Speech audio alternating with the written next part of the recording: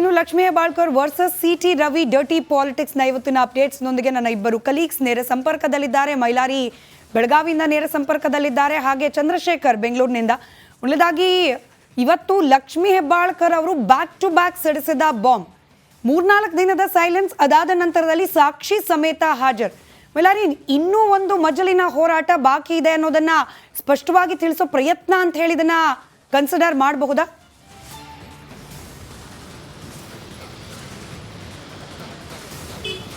ಹೌದು ಸ್ಮಿತಾ, ಪ್ರಮುಖವಾಗಿ ಏನು ಕಳೆದ 2 ದಿನಗಳಿಂದ ಕೂಡ ಈ ಎಲ್ಲ ಅಂದರೆ ಸಿಟಿ ರವಿ ಏನು ಅಶ್ಲೀಲ ಪದ ಬಳಕೆ ಮಾಡಿದ್ದಾರೆ ಅನ್ನೋ ಒಂದು ಪ್ರಕರಣಕ್ಕೆ ಸಂಬಂಧಿಸಿದಂತೆ ಅವರೆಲ್ಲ ಬಂಧನ ಆಯಿತು. ಬಂಧನ ನಂತರ ಬಿಡುಗಡೆ ಆಯಿತು. ಜೊತೆಗೆ ಅವರು ಕೂಡ ಸಿಟಿ ರವಿ ಕೂಡ ಸಾಕಷ್ಟು ಆರೋಪಗಳನ್ನು ಮಾಡಿದರು. ಆದರೂ ಕೂಡ ಸಚಿವೆ ಲಕ್ಷ್ಮೀ ಹೆಬ್ಬಾಳ್ಕರ್ 2 ದಿನಗಳ ಕಾಲ ಯಾವುದೇ ರೀತಿಯಾದಂಥ ಮಾಧ್ಯಮಗಳಿಗೆ ಪ್ರತಿಕ್ರಿಯೆಯನ್ನು ಕೊಟ್ಟಿರಲಿಲ್ಲ. ಜೊತೆಗೆ ಮೌನವಾಗಿದ್ದರು. ಆದರೆ ಇವತ್ತು ಏನು ಮೌನವನ್ನು ಮುರಿದಿದ್ದಾರೆ. ಅದರಲ್ಲಿ ಪ್ರಮುಖವಾಗಿ ಏನು ಬೆಳಗಾವಿಯಲ್ಲಿ 1924ರಲ್ಲಿ ಏನು ಗಾಂಧೀಜಿ ನೇತೃತ್ವದಲ್ಲಿ ಕಾಂಗ್ರೆಸ್ ಅಧಿವೇಶನ ಆಗಿತ್ತು, ಆ ಒಂದು ಪೂರ್ವ ಸಿದ್ಧತೆಯ ಭಾಗವಾಗಿ ಇವತ್ತು DK ಶಿವಕುಮಾರ್ ಮತ್ತು ಏನು ಕಾಂಗ್ರೆಸ್ನ AICC ರಾಜ್ಯ ಉಸ್ತುವಾರಿ ಆಗಿರುವಂಥ ಸುರ್ಜೇವಾಲಾ ಕೂಡ ಬೆಳಗಾವಿಗೆ ಆಗಮಿಸಿದ್ರು. ಇದೇ ಒಂದು ಸಂದರ್ಭದಲ್ಲಿ ಲಕ್ಷ್ಮೀ ಹೆಬ್ಬಾಳ್ಕರ್ ಕೂಡ ಬಂದರು. ಈ ವೇಳೆ ಸಿಟಿ ರವಿ ವಿರುದ್ಧ ಕೂಡ ಅವರು ಕೂಡ ಕೆಂಡಾಮಂಡಲವಾಗಿದ್ದಾರೆ. ನಾನು ಏನು ರೆಡ್ ಕಾರ್ಪೆಟ್ ಹಾಕಿ ಬೆಳೆದು ಬಂದಿಲ್ಲ, ನಿರಂತರವಾಗಿ ಸುಮಾರು 26 ವರ್ಷಗಳಿಂದ ಕೂಡ ಸಂಘರ್ಷ ಮಾಡಿಕೊಂಡು ಬಂದಿದ್ದೇನೆ. ಆದರೆ ಈ ಒಂದು ಪ್ರಕರಣವನ್ನು ನಾನು ಇಷ್ಟಕ್ಕೆ ಬಿಡೋದಲ್ಲ. ಮತ್ತು ಇಂತಹ ಸಿಟಿ ರವಿ ಏನಿದ್ದಾರೆ, 100 ಸಿಟಿ ರವಿ ಬಂದರೂ ಕೂಡ ನಾನು ಹೋರಾಟವನ್ನು ಮುಂದುವರಿಸ್ತೇನೆ. ಮತ್ತೊಮ್ಮೆ ನಾನು ಸಭಾಪತಿಗೆ ದೂರನ್ನು ಕೊಡ್ತೇನೆ. ಆದಷ್ಟು ಬೇಗ ತನಿಖೆ ಆಗಬೇಕು, ಜೊತೆಗೆ FSL ವರದಿ ಕೂಡ ಬಹಿರಂಗ ಆಗಬೇಕು ಅನ್ನೋ ನಿಟ್ಟಿನಲ್ಲಿ ಒತ್ತಾಯವನ್ನು ಮಾಡಿದರೆ, ಇನ್ನು ಆ BJP ಏನು ಬೆನ್ನಿಗೆ ನಿಂತಿತ್ತು, ಆ ಬೆನ್ನಿಗೆ ನಿಂತಂಥ BJPಯ ನಾಯಕರಿಗೆ ನಾಚಿಕೆ ಆಗಬೇಕು, ಎನ್ಕೌಂಟರ್ ಅಂತಾರೆ, ಇವರಿಗೆ ಇಡೀ ರಾಜ್ಯದ ಜನ ಚೀಮಾರಿ ಹಾಕಿದೆ ಅನ್ನೋ ಒಂದು ಮಾತನ್ನು ಕೂಡ ಹೇಳಿದರು. ಆದರೆ ಇಷ್ಟು ದಿನ ನಾ ಯಾಕೆ ಸುಮ್ಮನೆ ಇದ್ದೆ ಅನ್ನೋ ಒಂದು ಮಾತನ್ನು ಕೂಡ ಏನು ಸಚಿವೆ ಲಕ್ಷ್ಮೀ ಹೆಬ್ಬಾಳ್ಕರ್ ಹೇಳಿದರು. ಅದರಲ್ಲಿ ಅಧಿವೇಶನ ಆಗಿತ್ತು. ಅಧಿವೇಶನ ನಂತರ ಏನು ಮಂಡ್ಯದಲ್ಲಿ ಏನು ಕನ್ನಡ ಸಾಹಿತ್ಯ ಸಮ್ಮೇಳನ ಆಗಿತ್ತು. ಈಗ ಕಾಂಗ್ರೆಸ್ ಅಧಿವೇಶನದ ಶತಮಾನೋತ್ಸವದ ಸಂಭ್ರಮತೆ, ಹಾಗಾಗಿ ನಾವು ಸುಮ್ಮನೆ ಇದ್ದೇವೆ. DK ಶಿವಕುಮಾರ್ ಪ್ರತಿಕ್ರಿಯೆಯನ್ನು ಕೊಟ್ಟಿದ್ದಾರೆ. 27ರ ನಂತರ ನಾನು ಕೂಡ ಪ್ರತಿಕ್ರಿಯೆಯನ್ನು ಕೊಡ್ತೇನೆ. DK ಶಿವಕುಮಾರ್ ಇನ್ನೂ ಕೂಡ ಅಧ್ಯಕ್ಷರಾಗಿದ್ದಾರೆ. ನಾನು ಇನ್ನೂ ಸತ್ತಿಲ್ಲ, ಇನ್ನೂ ಬದುಕಿದ್ದೇನೆ, ಮುಂದಿನ ಹೋರಾಟವನ್ನು ಮಾಡ್ತೀನಿ ಅನ್ನೋ ಒಂದು ಎಚ್ಚರಿಸಿದ ಸಂದೇಶವನ್ನು ಕೊಟ್ಟಿದ್ದಾರೆ. ಅದೇ ದಾಟಿಯಲ್ಲಿ ಸಚಿವೆ ಲಕ್ಷ್ಮೀ ಹೆಬ್ಬಾಳ್ಕರ್ ಕೂಡ ಹೇಳುವಂಥದ್ದು, ನಾನು ಇದನ್ನು ಇಷ್ಟಕ್ಕೆ ಸುಮ್ಮನೆ ಬಿಡೋದಿಲ್ಲ, ಇದನ್ನು ತನಿಖೆ ಮಾಡ್ತೇನೆ, ಕಾನೂನು ಹೋರಾಟವನ್ನು ಮಾಡ್ತೇನೆ, ಮುಂದಿನ ದಿನಗಳಲ್ಲಿ ಕೂಡ ಇದನ್ನು ಉಗ್ರ ರೂಪದಲ್ಲಿ ಏನು ತೆಗೆದುಕೊಂಡು ಹೋಗ್ತೇನೆ ಅನ್ನೋ ಒಂದು ಮಾತನ್ನು ಕೂಡ ಹೇಳಿದ್ದಾರೆ. ಇದರಲ್ಲಿ ನನಗೆ ನ್ಯಾಯ ಸಿಗತ್ತೆ ಅನ್ನೋ ಒಂದು ಮಾತನ್ನು ಕೂಡ ಹೇಳಿರುವಂಥದ್ದು. ಜೊತೆಗೆ ಏನು ಶತಮಾನೋತ್ಸವ ಸಂಭ್ರಮ ಇದೆ 26ರಂದು, ಅದೇ ದಿನ ನಾವು ಪ್ರತಿಭಟನೆ ಮಾಡ್ತೀವಿ. ರೈಟ್ ಮೈಲಾರಿ ಸಂಪರ್ಕದಲ್ಲಿರಿ. ಇನ್ನು ಈ ಇಡೀ ಆಡಿಯೋ ವಿಡಿಯೋ ಬಗ್ಗೆ ಇವತ್ತು ಸಾಕಷ್ಟು ಗೊಂದಲಗಳು. ಒಂದ್ ಕಡೆ ಹೊರಟ್ಟಿ ಅವ್ರು ಹೇಳ್ತಾರೆ ಆ ಆಡಿಯೋ ಫೇಕ್ ಇರಬಹುದು, ಅದರ ತನಿಖೆ ಆಗಬೇಕು ಅಂತ ಹೇಳಿ. ಮತ್ತೊಂದು ಕಡೆ ಲಕ್ಷ್ಮೀ ಹೆಬ್ಬಾಳ್ಕರ್ ಅವರೇನೆ ವಿಡಿಯೋ ರಿಲೀಸ್ ಮಾಡಿದ್ದಾರೆ, ಇದೇ ಸಾಕ್ಷಿ ಸಿಟಿ ರವಿ ಅವರು ಆ ಮಾತನಾಡಿದ್ದಾರೆ ಅಂತ ಹೇಳಿ. ಈ ಆಡಿಯೋ ವಿಡಿಯೋ ಗೊಂದಲ, ಇದರ ತನಿಖೆ ಯಾವ ರೀತಿಯಾಗಿ ಸಾಗಬಹುದು, ಇದರ ಅಪ್ಡೇಟ್ಸ್ನೊಂದಿಗೆ ಚಂದ್ರಶೇಖರ್ ನೇರ ಸಂಪರ್ಕದಲ್ಲಿದ್ದಾರೆ. ಚಂದ್ರಶೇಖರ್, ತನಿಖೆ ಪೊಲೀಸರು ಮಾಡ್ತಿದ್ದಾರೆ, ಆದರೆ ಲಕ್ಷ್ಮೀ ಹೆಬ್ಬಾಳ್ಕರ್ ಅವರು ರಿಲೀಸ್ ಮಾಡಿರುವ ಈ ವಿಡಿಯೋ ಆಡಿಯೋ ಸಾಕ್ಷ್ಯ ಎಷ್ಟು ಮುಖ್ಯ ಆಗತ್ತೆ? ಹಾಗಿದ್ರೆ ಅಥೆಂಟಿಸಿಟಿ ಚೆಕ್ ಮಾಡ್ಕೊಳ್ಳೋದು FSLನ ರಿಪೋರ್ಟು ಎಷ್ಟು ಮುಖ್ಯ ಆಗತ್ತೆ?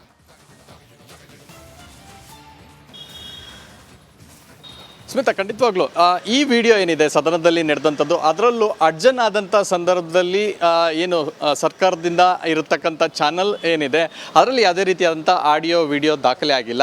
ಸೊ ಹೀಗಾಗಿ ಬೇರೆ ಏನು ಲಕ್ಷ್ಮೀ ಹೆಬ್ಬಾಳ್ಕರ್ ಅವರು ಬಿಡುಗಡೆ ಮಾಡಿರುವಂಥ ಆಡಿಯೋ ಏನಿದೆ ಇದನ್ನು FSLಗೆ ಕೊಡಬೇಕು ಅನ್ನುವಂಥ ಒತ್ತಡವನ್ನು ಆಗ್ತಾ ಇರ್ತಕ್ಕಂಥದ್ದು. ಆದರೆ ಈಗಾಗಲೇ ಭಾಳ ಸ್ಪಷ್ಟವಾಗಿ ಸಭಾಪತಿ ಹೊರಟ್ಟಿಯವರು ಒಂದು ಮಾತನ್ನು ಹೇಳಿದ್ದಾರೆ.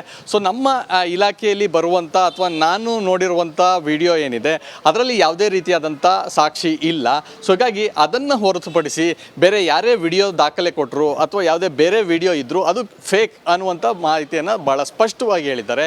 ಸೊ ಹೀಗಾಗಿ ಸಚಿವೆ ಲಕ್ಷ್ಮೀ ಹೆಬ್ಬಾಳ್ಕರ್ ಅವರು ಬಿಡುಗಡೆ ಮಾಡಿರುವಂಥ ವಿಡಿಯೋ ಏನಿದೆ, ವಿಡಿಯೋ ಎಷ್ಟರ ಮಟ್ಟಿಗೆ ಅವರ ಪರವಾಗಿ ಸಾಕ್ಷಿಯಾಗಿ ಪರಿಗಣಿಸಲಾಗುತ್ತೆ, FSLಗೆ ಕಳಿಸ್ಲಿಕ್ಕೆ ಸಭಾಪತಿ ಹೊರಟ್ಟಿ ಅವರು ಒಪ್ಕೊಳ್ತಾರಾ ಅನ್ನುವಂಥ ವಿಚಾರ ಈಗ ಭಾಳ ಸೂಕ್ಷ್ಮವಾದಂಥ ವಿಚಾರವಾಗಿರ್ತಕ್ಕಂಥದ್ದು. ಯಾಕಂದರೆ ಇಂಥ ವಿಡಿಯೋ ಏನಿದೆ ಇದು ಸದನದ ಒಂದು ಅರ್ಜನ್ ಆದಂಥ ಸಂದರ್ಭದಲ್ಲಿ ತೆಗೆದಿರುವಂಥ ವಿಡಿಯೋ.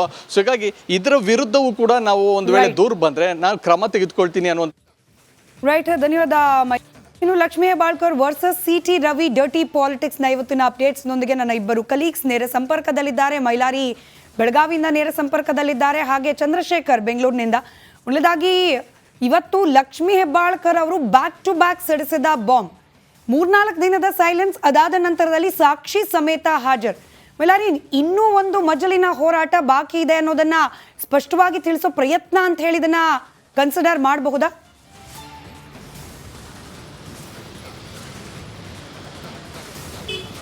ಹೌದು ಸ್ಮಿತಾ, ಪ್ರಮುಖವಾಗಿ ಏನು ಕಳೆದ 2 ದಿನಗಳಿಂದ ಕೂಡ ಈ ಎಲ್ಲ ಅಂದರೆ ಸಿ ಟಿ ರವಿ ಏನು ಅಶ್ಲೀಲ ಪದ ಬಳಕೆ ಮಾಡಿದ್ದಾರೆ ಅನ್ನೋ ಒಂದು ಪ್ರಕರಣಕ್ಕೆ ಸಂಬಂಧಿಸಿದಂತೆ ಅವರೆಲ್ಲ ಬಂಧನ ಆಯಿತು. ಬಂಧನ ನಂತರ ಬಿಡುಗಡೆ ಆಯಿತು.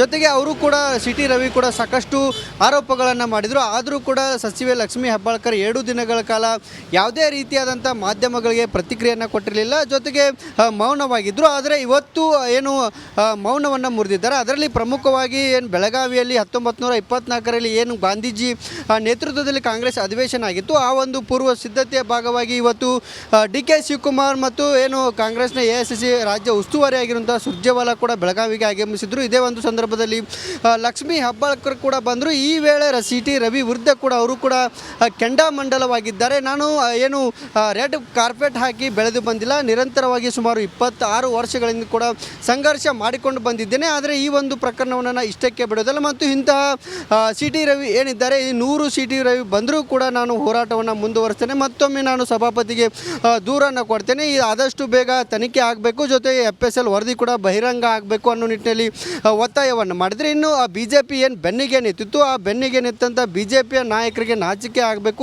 ಎನ್ಕೌಂಟರ್ ಅಂತಾರೆ, ಇವರಿಗೆ ಇಡೀ ರಾಜ್ಯದ ಜನ ಚೀಮಾರಿ ಹಾಕಿದೆ ಅನ್ನೋ ಒಂದು ಮಾತನ್ನು ಕೂಡ ಹೇಳಿದರು. ಆದರೆ ಇಷ್ಟು ದಿನ ನಾ ಯಾಕೆ ಸುಮ್ಮನೆ ಇದ್ದೆ ಅನ್ನೋ ಒಂದು ಮಾತನ್ನು ಕೂಡ ಏನು ಸಚಿವೆ ಲಕ್ಷ್ಮೀ ಹೆಬ್ಬಾಳ್ಕರ್ ಹೇಳಿದರು. ಅದರಲ್ಲಿ ಅಧಿವೇಶನ ಆಗಿತ್ತು. ಅಧಿವೇಶನ ನಂತರ ಏನು ಮಂಡ್ಯದಲ್ಲಿ ಏನು ಕನ್ನಡ ಸಾಹಿತ್ಯ ಸಮ್ಮೇಳನ ಆಗಿತ್ತು. ಈಗ ಕಾಂಗ್ರೆಸ್ ಅಧಿವೇಶನದ ಶತಮಾನೋತ್ಸವದ ಸಂಭ್ರಮ ಇದೆ, ಹಾಗಾಗಿ ನಾವು ಸುಮ್ಮನೆ ಇದ್ದೇವೆ. ಡಿ ಕೆ ಶಿವಕುಮಾರ್ ಪ್ರತಿಕ್ರಿಯೆಯನ್ನು ಕೊಟ್ಟಿದ್ದಾರೆ.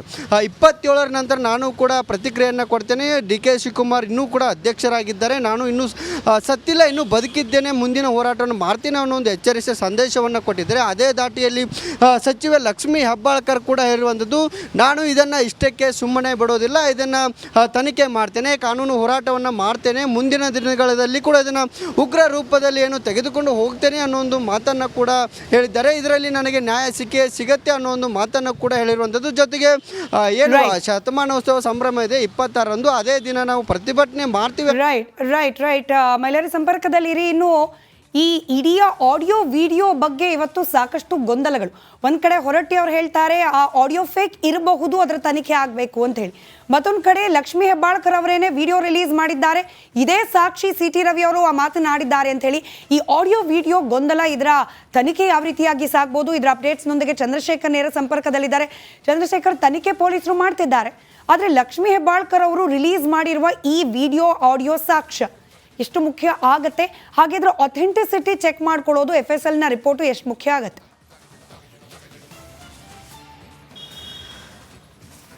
ಸ್ಮಿತಾ, ಖಂಡಿತವಾಗ್ಲೂ ಈ ವಿಡಿಯೋ ಏನಿದೆ ಸದನದಲ್ಲಿ ನಡೆದಂಥದ್ದು, ಅದರಲ್ಲೂ ಅಡ್ಜನ್ ಆದಂಥ ಸಂದರ್ಭದಲ್ಲಿ ಏನು ಸರ್ಕಾರದಿಂದ ಇರತಕ್ಕಂಥ ಚಾನಲ್ ಏನಿದೆ ಅದರಲ್ಲಿ ಯಾವುದೇ ರೀತಿಯಾದಂಥ ಆಡಿಯೋ ವಿಡಿಯೋ ದಾಖಲೆ ಆಗಿಲ್ಲ. ಸೊ ಹೀಗಾಗಿ ಬೇರೆ ಏನು ಲಕ್ಷ್ಮೀ ಹೆಬ್ಬಾಳ್ಕರ್ ಅವರು ಬಿಡುಗಡೆ ಮಾಡಿರುವಂಥ ಆಡಿಯೋ ಏನಿದೆ ಇದನ್ನು FSL ಕೊಡಬೇಕು ಅನ್ನುವಂಥ ಒತ್ತಡವನ್ನು ಆಗ್ತಾ ಇರ್ತಕ್ಕಂಥದ್ದು. ಆದರೆ ಈಗಾಗಲೇ ಭಾಳ ಸ್ಪಷ್ಟವಾಗಿ ಸಭಾಪತಿ ಹೊರಟ್ಟಿಯವರು ಒಂದು ಮಾತನ್ನು ಹೇಳಿದ್ದಾರೆ.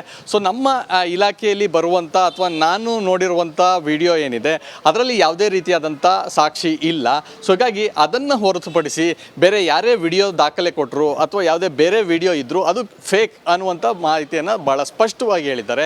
ಸೊ ಹೀಗಾಗಿ ಸಚಿವೆ ಲಕ್ಷ್ಮೀ ಹೆಬ್ಬಾಳ್ಕರ್ ಅವರು ಬಿಡುಗಡೆ ಮಾಡಿರುವಂಥ ವಿಡಿಯೋ ಏನಿದೆ, ವಿಡಿಯೋ ಎಷ್ಟರ ಮಟ್ಟಿಗೆ ಅವರ ಪರವಾಗಿ ಸಾಕ್ಷಿಯಾಗಿ ಪರಿಗಣಿಸಲಾಗುತ್ತೆ, FSLಗೆ ಕಳಿಸ್ಲಿಕ್ಕೆ ಸಭಾಪತಿ ಹೊರಟ್ಟಿ ಅವರು ಒಪ್ಕೊಳ್ತಾರಾ ಅನ್ನುವಂಥ ವಿಚಾರ ಈಗ ಭಾಳ ಸೂಕ್ಷ್ಮವಾದಂಥ ವಿಚಾರವಾಗಿರ್ತಕ್ಕಂಥದ್ದು. ಯಾಕಂದರೆ ಇಂಥ ವಿಡಿಯೋ ಏನಿದೆ ಇದು ಸದನದ ಒಂದು ಅರ್ಜನ್ ಆದಂಥ ಸಂದರ್ಭದಲ್ಲಿ ತೆಗೆದಿರುವಂಥ ವಿಡಿಯೋ. ಸೊ ಹೀಗಾಗಿ ಇದರ ವಿರುದ್ಧವೂ ಕೂಡ ನಾವು ಒಂದು ವೇಳೆ ದೂರ ಬಂದರೆ ನಾನು ಕ್ರಮ ತೆಗೆದುಕೊಳ್ತೀನಿ ಅನ್ನುವಂಥ. ರೈಟ್, ಧನ್ಯವಾದ.